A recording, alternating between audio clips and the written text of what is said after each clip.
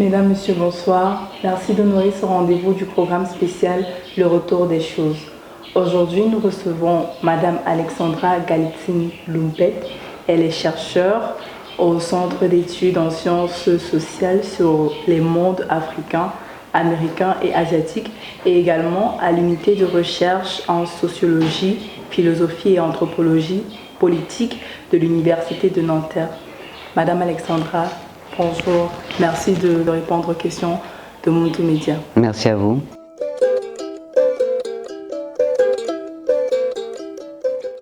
Alors, vous êtes chercheur dans plusieurs instituts de recherche. Comment est-ce qu'on devient un chercheur aussi prisé? C'est gentil de me mettre tout de suite à un niveau élevé. On le devient en faisant des études, en faisant évidemment en faisant les études les plus longues possibles, en ayant un doctorat. Et puis dans mon cas aussi une HDR, une habilitation à diriger des recherches, qui me permet à mon tour de prendre des étudiants en thèse. Alors moi j'ai commencé par faire des études d'archéologie et d'ethnologie, c'est comme ça que ça s'appelait. L'ethnologie et l'anthropologie sont des disciplines, c'est à peu près la même chose avec deux noms différents. L'anthropologie est plus, comment dire, elle est plus conceptuelle, elle crée plus de concepts. L'ethnologie est plus la description d'un peuple avec ses différentes composantes ou d'une technique ou d'un savoir-faire. L'anthropologie est plus vaste. Ces deux disciplines sont issues d'un grand partage qu'il y avait au début du XXe siècle, au moment où l'anthropologie se sépare de la sociologie, grâce à Marcel Mauss. Et donc, l'ethnologie est réservée aux peuples extra-européens, exotiques pour l'Europe, et l'Europe garde la sociologie. Après, il y a une différence entre l'anthropologie physique, dite physique, qui est une science coloniale absolue, si l'on veut, et l'anthropologie sociale ou culturelle, qui va peu à peu recouvrir la notion d'ethnologie, au moment où finalement l'anthropologie, dans les années 80, va faire un espèce d'état critique, post-décolonisation, post-indépendance, et va se dire que finalement on peut aussi bien étudier un peuple lointain, je parle du point de vue des chercheurs européens, puisque la discipline est née en Europe, mais on peut aussi bien étudier par exemple l'ENA en France, l'École nationale d'administration publique, où on peut étudier les députés du Parlement européen comme si c'était une tribu, avec ses codes, ses rituels, ses façons de parler, etc. Et voilà, et je m'inscris plutôt dans cette tendance où je pense qu'on peut très bien étudier avec le regard anthropologique des choses qui se passent à côté de chez soi, aussi bien que des choses qui se passent beaucoup plus loin. Vous travaillez actuellement sur les questions de patrimonialisation coloniale et post-coloniale, et notamment sur le royaume Bamoun. Alors, il y a plusieurs choses. Ça fait longtemps que je travaille sur les questions des patrimonialisations, plus que sur le patrimoine lui-même. Ce qui m'intéresse, c'est les processus. La patrimonialisation, c'est le processus qui fait qu'un bien, une série de biens, un savoir-faire, un festival, une fête, une cérémonie deviennent patrimoine. C'est-à-dire comment se construit le patrimoine. Et ça, je travaille, je crois que c'est depuis plus de 35 ans maintenant. Et puis je travaille sur le royaume Bamoun également, parce que c'est le royaume que j'ai rencontré pour différentes raisons, et notamment par alliance, disons. Et c'est aussi celui qui m'a accueilli, donc. Et c'est celui où j'ai trouvé une place. Dans le cadre de vos recherches, vous avez sorti un ouvrage intitulé Njoya et le royaume Bamoun, les archives de la Société des missions évangéliques de Paris. Qu'est-ce que vous nous présentez dans cet ouvrage? C'est une histoire qui a commencé par hasard, par la découverte d'une carte postale dans un marché aux puces à Paris qui montrait une image du roi Djimolu, à l'époque tout jeune, dans le palais de Fumban, dans un des balcons du palais de Fumban, avec un mauvais sous-titre où c'était marqué que c'était Njoya. Et donc cette erreur, ce n'était pas Njoya, et le fait en retournant de voir que c'était produit par les missions évangéliques de Paris m'ont intéressé. Et dans les mois qui suivent, je suis allé voir ce qu'ils avaient comme archives, parce que tout d'un coup je me suis aperçu, je connaissais déjà assez bien les archives existantes sur le royaume Bamoun, je savais qu'il y avait beaucoup d'archives chez les Suisses, c'est la mission de Bâle, qui était présente dans le royaume Bamoun, mais en fait on ne savait rien des archives françaises. Et là j'ai eu beaucoup de chance, parce que c'était à une époque où les archives protestantes françaises étaient en train d'ouvrir leurs archives Le passé colonial est gênant pour tout le monde, y compris pour les missions évangéliques, les protestantes en général, les catholiques, enfin pour tout le monde, ça a longtemps été un peu occulté parce que c'était pas toujours simple d'y faire face. Et donc là, en l'occurrence, il y avait une nouvelle archiviste, il y avait le désir d'ouvrir ces archives à la discussion. Et à ce moment-là, j'ai commencé à chercher ce qu'il y avait sur le royaume Bamoun, et on m'a dit, je me souviens très bien, on m'a dit, mais il y a 2 malles qu'on n'a pas encore dépouillées, et on ne sait pas ce que c'est dedans, est-ce que vous voulez jeter un coup d'œil? Et j'ai ouvert ces malles littéralement comme on découvre un trésor, et dedans il y avait des manuscrits Bamoun, il y avait des manuscrits en Bamoun translittérés en alphabet latin, et il y avait énormément de documents qui avaient été collectés par le pasteur Bruch, qui avait été en poste à Fumban dans les années 50, à la fin des années 50, et qui était un collectionneur né, quelqu'un aussi qui avait le don des langues, donc qui avait appris le Douala où il était en poste en 6 mois, puis après le Bamoun, qui prêchait en Douala et en Bamoun, et qui surtout collectait tout, s'était intéressé à tout, et qui a été à un moment le directeur ou le responsable du musée des arts et traditions Bamoun de Njiwo à Fumban. Et donc il avait tout gardé, et notamment il avait gardé des cahiers qu'il avait retrouvés, qui avaient été écrits à l'époque allemande, ou au début de l'époque française, c'est-à-dire à partir de 1916, par des Bamoun eux-mêmes, et qui décrivaient la vision Bamoun de l'arrivée des Européens, de l'arrivée des missionnaires, de leur propre pays. Et ça c'est passionnant, quand vous trouvez la vision qu'ont les gens, il y a plus d'un siècle, c'était à peu près il y a un siècle avant, de l'arrivée des Européens, des événements de leur royaume, de l'histoire de leur royaume. Et donc très vite j'ai décidé, avec l'accord des archives protestantes, de publier ce fonds. Et je me suis dit que c'était intéressant aussi, il y avait le regard des Bamoun, mais ça ne suffisait pas à faire un livre, même avec les commentaires. Et je me suis dit que ça c'est intéressant de voir aussi ce qu'en pensaient les missionnaires protestants qui étaient sur place. Et donc j'ai croisé les 2 récits.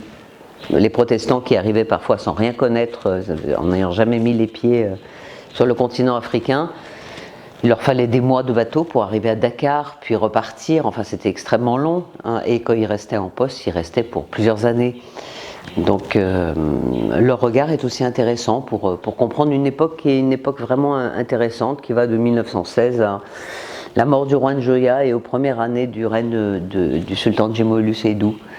Et une époque où le royaume Bamoun va beaucoup changer parce que l'affrontement avec le pouvoir colonial va devenir très fort, français notamment, va devenir extrêmement fort. Interdiction de l'écriture, interdiction du Ngwan, qui est la grande cérémonie Bamoun, interdiction pour le roi de commander des objets, création d'un artisanat séparé du palais, assignation à résidence du roi, obligation de séparer de ses épouses et nombre de ses épouses et de ses serviteurs.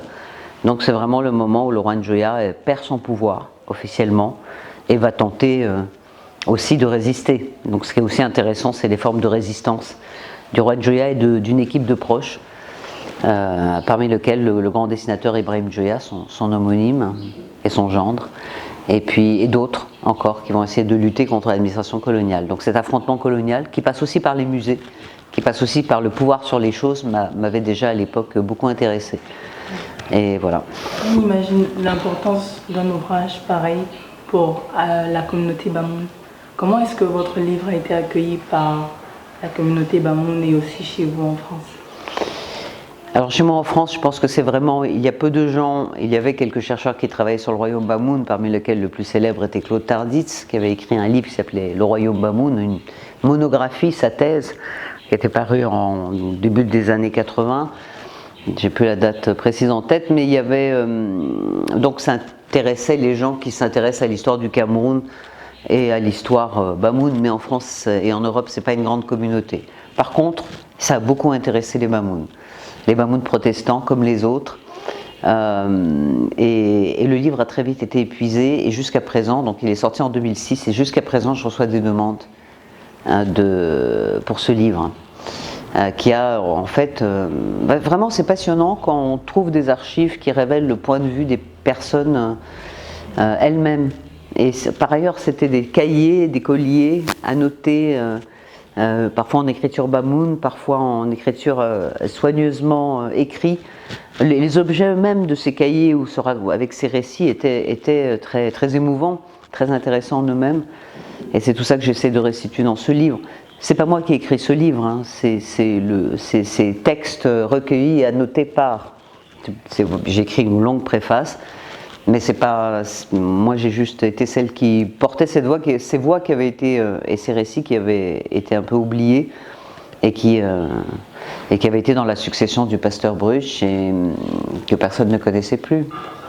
Votre travail est donc d'une importance capitale pour les communautés. Vous avez vécu au Cameroun longtemps, vous avez enseigné à l'université de Yaoundé c'est exact. Longtemps. Comment est-ce que ça a été pour vous de vous intégrer? Eh bien, comment ça a été de m'intégrer? Moi, j'ai trouvé que j'étais formidablement bien accueillie au Cameroun. Et j'en ai gardé une gratitude au Cameroun qui dure jusqu'à présent.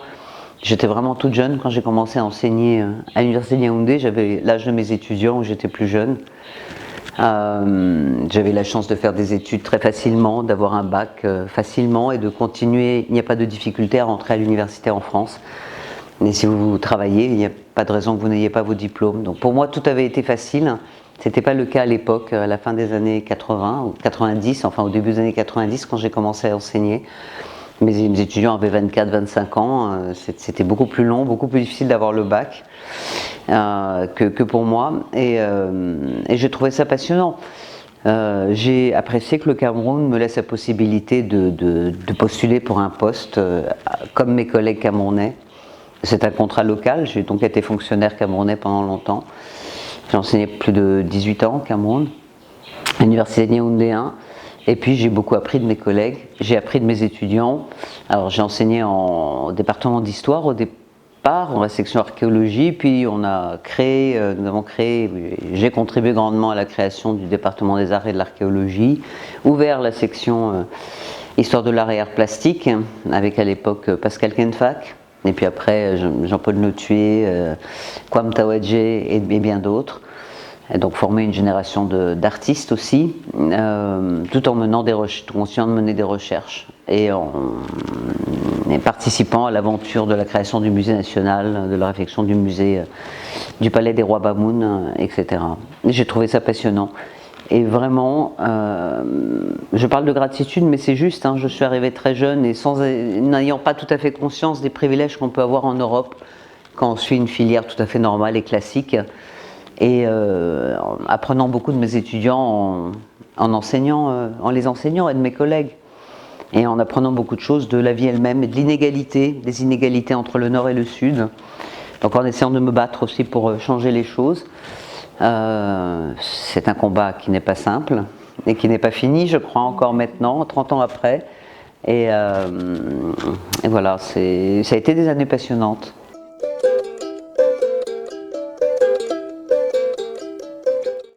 Est-ce que ce séjour au Cameroun a facilité votre participation au colloque international Le Retour des choses? Bien sûr, en fait, comme j'essaie de le dire, en fait, le Cameroun m'a nourri mes pensées, mes réflexions, et en fait, depuis cette période, on a travaillé autour des questions de patrimoine, de patrimonialisation. Quand je suis revenu en France pour mener des recherches différemment, disons, dans des conditions un peu meilleures. J'ai continué à travailler j'ai animé tout un groupe de recherche sur les patrimonialisations coloniales, en Afrique mais aussi en Asie, enfin, dans tous les pays où il y a eu une colonisation, essayant de penser le colonial général, comparant aussi bien le Cambodge que le Sénégal ou le Cameroun. Donc ça continue à nourrir mes réflexions et bien sûr tout le savoir que j'ai pu acquérir ici m'a aidé d'abord à construire le programme Retour, qui s'appelle Géopolitique, économie et imaginaire de la restitution, et à faire que le Cameroun en soit un des pays où se déroulent les recherches majeures, avec le Bénin, donc le Sénégal et le Mali, et d'autres pays associés. Mais bien sûr, en anthropologie, c'est à la fois un pays où j'ai beaucoup vécu, mon second pays si l'on veut, et c'est aussi mon terrain de recherche en dehors de l'Europe. Je travaille aussi sur d'autres questions, qui sont celles de la migration, comparant la migration, la circulation des choses, des objets, des archives avec celle des personnes. Et d'ailleurs, je pense que le croisement est assez intéressant. et entre les uns qui sont empêchés, les autres qui sont favorisés, la question de valeurs et de normes, de ce qu'on appelle la biographie sociale des choses. Et oui, bien sûr, c'est pour ça que ça me semblait évident qu'il fallait organiser quelque chose ici. Comme vous le savez, le programme Retour qui a débuté en 2020 ou 2021 et qui va se poursuivre quelques années encore, a initié un premier grand colloque au Bénin, juste après la restitution des 26 objets. Et le prochain, il est évident pour moi que ça serait au Cameroun. Alors, quelles ont été les difficultés que vous avez rencontrées pour l'organisation de ce colloque? Avant de parler des difficultés, je voudrais aussi dire que j'ai rencontré des facilités. J'ai rencontré d'abord, grâce à mes collègues camerounais, donc le professeur Germain Lumpé, le docteur Pascal Diop-Niobé, avec lequel il a été vraiment très plaisant de travailler, très facile, très intéressant. Et la création d'un colloque ou d'ateliers internationaux, c'est toujours une aventure en elle-même, hein. C'est comme un tournage, on imagine, ou autre chose. Il y a vraiment des moments où tout se passe très bien, des moments où il y a des difficultés, des moments où tout le monde est fatigué, ou des moments où il faut... mais dans le fond, ça a été, en tout cas avec mes collègues camerounais et les partenaires camerounais que j'ai rencontrés sur place, notamment Fabiola Eco du Centre international pour le patrimoine culturel et artistique, pour tout le versant exposition associé au programme, mais aussi bien des artistes qui eux-mêmes avaient des compagnies, artistes ou performeurs, artistes plasticiens ou performeurs, par exemple Christian Etongo et la compagnie Multiculti, Aliou Moussa et Kekart. Ça a été très intéressant de travailler avec eux. Parce que c'était important pour moi et pour le programme, parce que c'est l'esprit du programme, que ça soit quelque chose de collaboratif. Que ça ne soit pas une forme académique seulement, et qu'on puisse entendre les différentes voix et les différents acteurs, qu'ils soient acteurs de la recherche, acteurs de l'art, acteurs de la société civile, acteurs réalisateurs, etc., qu'on puisse en discuter ensemble. Pour opérer ce décentrement, ne plus penser seulement la restitution à partir de l'Europe, mais aussi l'apercevoir du Cameroun. Et peut-être penser aussi pourquoi les Camerounais, parfois, on le sait depuis Afouacom, on dit que les choses peuvent... Afouacom faisait bouger les autres statues de la galerie où elle était enfermée aux États-Unis. J'entends souvent dire aussi au Cameroun que les choses pleurent.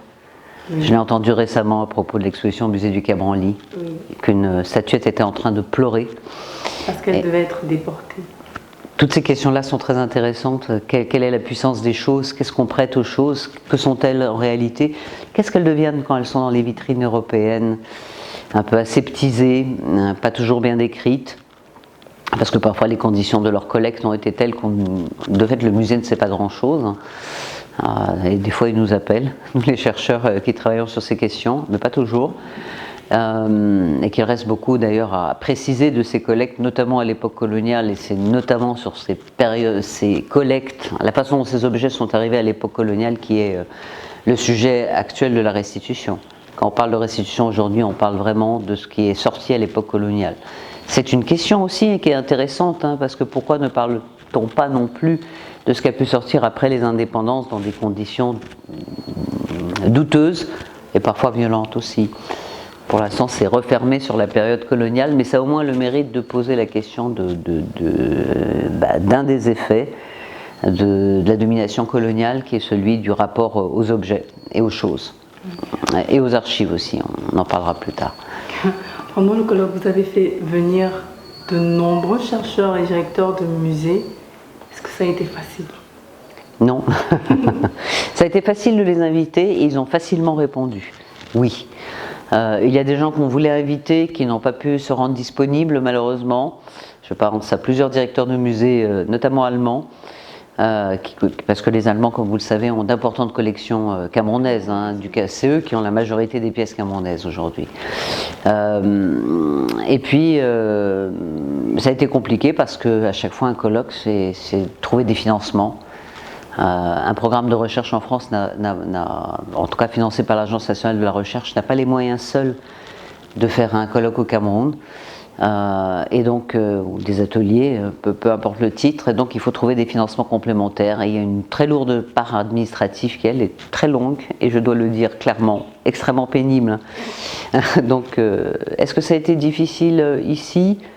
Non, je pense que le temps était venu au Cameroun, et je pense aussi que le Cameroun a une place tout à fait singulière de par son histoire, en fait. Le fait que ça a été un protectorat allemand, puis sous mandat de la Société des Nations et des Nations Unies, de la France et de l'Angleterre, le place complètement dans un carrefour, puisqu'il y a 3 façons européennes, on inclut les Britanniques, de faire face à la restitution, ou de se positionner face à la restitution, et que du coup c'est très intéressant aussi pour cela. Et quelles ont été les idées qui se sont dégagées de tous ces ateliers, de tous ces échanges? C'est un peu tôt pour répondre parce qu'on n'a pas fini de tout dépouiller. Il faudra qu'on revoie les streamings en live, etc. et les différentes captations vidéo. Et moi personnellement, j'ai aussi été beaucoup occupé par l'organisation. Mais pour moi, j'ai retenu en tout cas d'abord un intérêt. On me disait souvent, et en partie c'est vrai, mais ça aussi c'est un fait intéressant, que le retour ou la restitution n'intéressait pas vraiment le Cameroun, qu'il y avait d'autres problèmes. N'intéressait pas spécialement l'homme de la rue ou les opinions camerounaises, qui avaient d'autres questions, ce qui est juste évidemment, c'est pas un sujet central dans la vie quotidienne, il y a d'autres sujets, mais en fait il m'a semblé que dans ces rencontres, les questions qui étaient posées, la densité des débats s'est montrée à grand intérêt, et aussi peut-être la question de finalement comment faire et que faire, parce que ce sont des questions complexes qui sont soulevées avec les retours. Qu'est-ce qui doit revenir? Qu'est-ce qui doit rester là-bas? Comment on pense en même temps disons les œuvres d'art, puisque c'est le titre qui est donné aux objets, aux choses dans les musées, en même temps que les choses qui sont encore ici et qui fonctionnent dans les communautés, ou bien des choses qui ont perdu leur sens, qui sont moins utilisées aujourd'hui. Avec l'exemple du Bénin et maintenant en cours avec le Côte d'Ivoire et la Côte d'Ivoire et le Nigeria, on sait que c'est pas si simple que ça le retour. Il faut que les choses retrouvent place dans la société, dans la mémoire collective. Il faut qu'elles se réagencent avec les autres objets qui ont continué à être produits. Les rituels et les cérémonies elles-mêmes ont changé. La tradition, ce n'est pas quelque chose de figé, c'est quelque chose qui est en perpétuel changement, heureusement. Mais du coup, parfois ça a été des changements violents imposés par la colonisation, et des fois c'est des changements à plus long terme et plus doux parce que les sociétés changent. Et beaucoup de jeunes sont en ville aujourd'hui, ont des parents d'origines différentes. Le retour des choses n'est pas simple, soit du versant européen d'ailleurs, puisque ça pose un tas de questions et de débats dans les sociétés européennes. Des débats de type politique, du rapport à la colonisation, qui dans certains pays n'est pas ouvert en fait sur la période coloniale et le rôle exact du pays. Je pense à la France, notamment, où c'est un débat qui n'a pas encore réellement pris dans la société. C'est différent en Belgique, c'est différent en Allemagne. Il y a vraiment des approches très différentes, mais c'est aussi un débat compliqué dans les pays africains, y compris au Cameroun, entre qui fait quoi, comment, qu'est-ce qui revient, les différents réagencements, au point même où je me souviens, c'était il y a longtemps, une table ronde avec Mongo Betty qui me disait qu'il en avait assez qu'on parle des masques, que parler des masques c'était de ne pas parler d'autre chose, c'était justement masquer d'autres questions, des questions politiques. Mais je pense aussi que la question du retour des choses conservées en Occident, spoliées à l'époque coloniale ou acquises, parfois ce n'est pas de la spoliation directe et brutale, mais c'est d'autres formes d'acquisition qui peuvent être interrogées, y compris les missions scientifiques. Je pense à Dakar Djibouti, je pense aux missions Labouret au Cameroun. On peut interroger quand même aussi la façon dont ça s'est fait. C'est bon pour nos disciplines aussi de le faire. Et pour mieux comprendre les objets, c'est vrai aussi que c'est très politique le retour des choses, que ça pose des questions. Pourquoi maintenant ? Alors que le retour des objets et des choses est demandé depuis même leur spoliation. Donc depuis la fin des années 30, que périodiquement des personnalités éminentes l'ont rappelé, comme Mactarmo bien sûr à l'UNESCO, comme les différents participants au festival de Dakar, au festival des Arts Nègres de Dakar ou d'Alger, Il y a toujours eu des voies, il y a eu des tentatives d'ailleurs de récupérer des objets. Ça a toujours été une question qui a été centrale, hein, qui a été demandée. Je pense que ce n'est pas la question des demandes des États ou des chercheurs ou des communautés africaines ou bien de la diaspora qui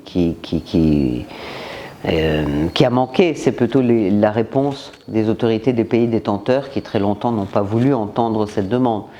Il n'y a rien de nouveau dans la demande de restitution. Ce qui est intéressant aussi, c'est pourquoi ça paraît maintenant, avec tant de force. Qu'est-ce que ça réveille comme attente, comme espoir éventuellement, comme espoir de réparation aussi de quelque chose qui est beaucoup plus large que les choses. Mais c'est une question que j'ai rencontrée aussi quand je travaillais sur la migration. Et quand je travaille sur la migration, je travaille aussi bien dans les campements aux frontières de la France, à Calais, à la frontière franco-italienne, dans des conditions assez dures et assez violentes. Parler d'abord d'objets, ça permet de parler autrement des situations que les gens vivent. Ça permet de ne pas poser des questions qui sont celles que pose, je ne sais pas, pour la migration, la police, la préfecture, tout le système de la demande d'asile. Ça permet d'entendre ce que sentent les gens. Le fait de passer par la culture matérielle,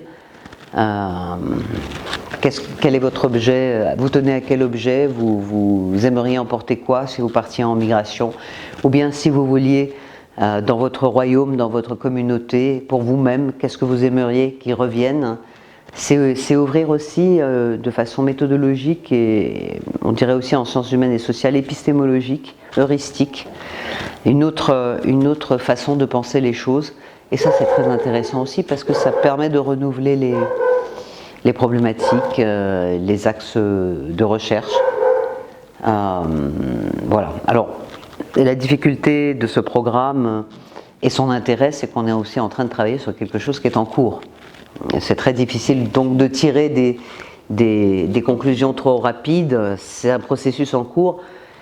Mais pour répondre à votre question, dont je me suis éloignée un petit peu quand même, une des choses que j'ai retenues, c'est vraiment, c'est aussi quelque chose sur laquelle je suis assez convaincue dès le départ, mais ça a confirmé une hypothèse, c'est qu'il est intéressant de travailler avec des acteurs très différents, à la fois d'entendre plusieurs voix, situées, qui parlent, d'où on parle, qu'est-ce qu'on attend, qu'est-ce qu'on demande, éventuellement aussi, et bien sûr en relation avec les politiques d'État, puisque c'est quand même une question de souveraineté, hein, la restitution. C'est pas une affaire que de communauté. Au bout du compte, les États, nations qui sont concernées sont de fait partie prenante, puisqu'il s'agit de patrimoine national, puisqu'il s'agit de collectivités nationales, puisqu'il s'agit in fine de collaboration entre États. Voilà. Et donc c'est quand même la nécessité de travailler ensemble. Et moi j'ai entre autres entendu cette attente de trouver des moyens d'y réfléchir collectivement avec vraiment tous les acteurs. Qu'est-ce que j'ai entendu d'autre? J'ai entendu le grand intérêt aussi. Hein. Toutes ces questions si fréquentes sur la place des choses, leur puissance, leur charge ou leur décharge, c'est-à-dire la façon dont les choses vivent. Et quand on dit que les choses vivent, c'est un peu comme dans cette image des archives protestantes. Hein. Justement, elle vient du fond protestant, qui montre un masque avec une main. C'est-à-dire que c'est évident quand on parle des masques, on parle des hommes, on parle des êtres qui les ont fabriqués, on parle de culture, on parle de société, on parle de communauté. On parle, les choses, c'est une façon de parler des gens.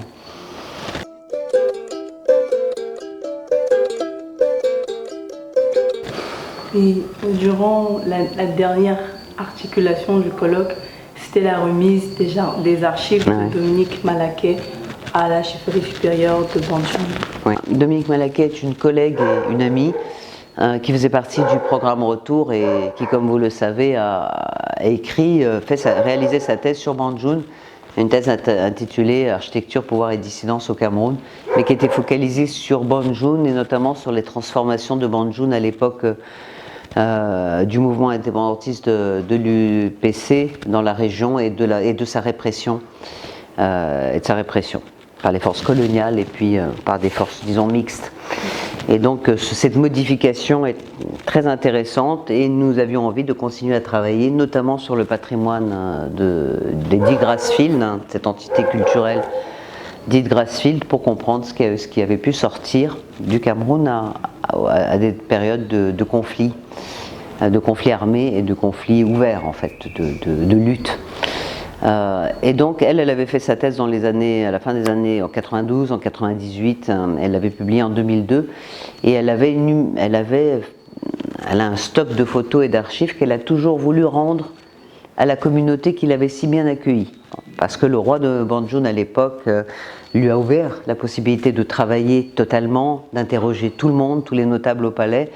Cette permission est nécessaire quand on veut faire une anthropologie réelle dans de bonnes conditions. Sans cela, c'est extrêmement difficile, parce que les gens ne vous parlent pas, etc. Ils n'ont pas confiance. La confiance est un élément central de la recherche. Et donc, c'était son objectif avant sa disparition en octobre 2021 que de les rendre. Et elle l'avait dit avec beaucoup de monde. Maintenant, la question est donc, officiellement, en tout cas, plus de 3000 photos numérisées ont été de ces diapositives, avec ses notes associées, les carnets où elle marquait tout précisément, avec qui elle avait parlé, d'où elle prenait la photographie, de quel point de la place par exemple.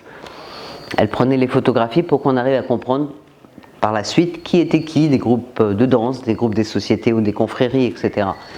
Et ça a été remis, donc cette clé USB, ça tient sur presque rien maintenant, ont été remis à Sa Majesté Jomo Kanga, donc le roi de Banjul.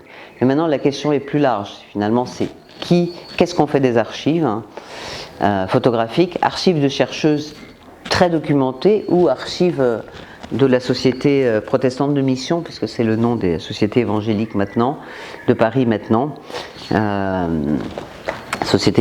SPM. Qu'est-ce qu'on fait de ces archives qui parlent du Cameroun, qui montrent le Cameroun à des périodes qui sont intéressantes pour nous, et notamment les archives protestantes, parce qu'elles montrent beaucoup ce qu'on appelait les trésors de chefferie, c'est-à-dire des objets qui étaient dans les chefferies juste avant que le dit maquis Bamileke et sa répression modifient beaucoup de choses. Des chefferies ont brûlé, des choses ont été perdues, d'autres sont sorties illicitement du pays. Donc finalement c'est un extraordinaire état des lieux et la question se pose, comment les rendre accessibles, comment les partager, avec des questions aussi éthiques. Faut-il tout montrer, qu'est-ce qu'on fait du consentement des personnes? On n'a pas envie que les archives pleurent, comme les statues non plus. Merci d'avoir partagé toute cette connaissance avec nous, tout ce que l'organisation du colloque Le Retour des choses a permis. À présent, je vous demanderai pour clore cet entretien, quelle est la suite du programme Le Retour des choses? La suite immédiate, ça va être un peu de décanter un petit peu tout ce qui a été dit. Ça a été si riche et si dense à Yaoundé comme à Banjul qu'il nous faut un petit peu de temps pour prendre du recul. C'est le recul de la recherche. Il nous faut un peu de distance pour en tirer les premières conclusions. Alors la première chose, c'est qu'il va y avoir un groupe WhatsApp où chacun sera libre d'apporter ses suggestions et ses commentaires, ne serait aussi sur la suite à donner. Et puis après, on en fera une synthèse pour essayer de voir ce qu'on va en faire. Parmi les choses qu'on a entendues, il y a aussi des questions de formation qui sont vraiment centrales. Et donc, essayer de voir quel programme de formation, à la fois sur l'histoire de ces demandes de restitution, mais aussi sur ce qu'on fait du patrimoine, etc. On va essayer d'y réfléchir aussi.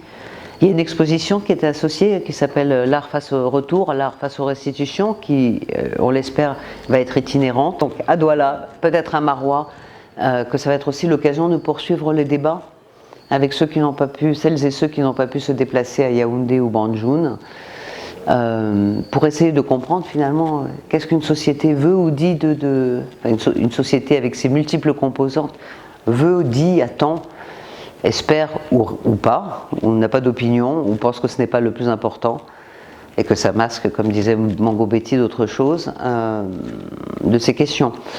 Je pense que de toute façon, c'est aussi de façon collaborative que ces propositions doivent émerger.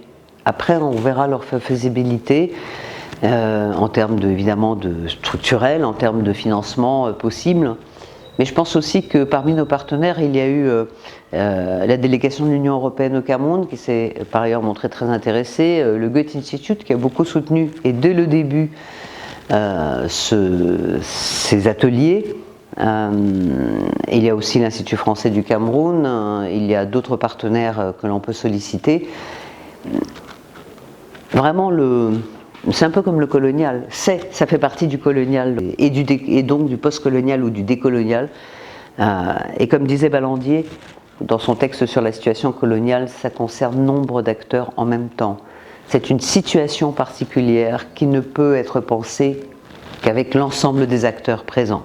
Les anciens pays colonisateurs, les pays colonisés, leur rapport aux choses, à la matérialité, à la puissance des objets, aux rituels, aux esprits, à la mort peut-être aussi, et à la vie. Et tout ça, c'est vraiment une question à penser ensemble.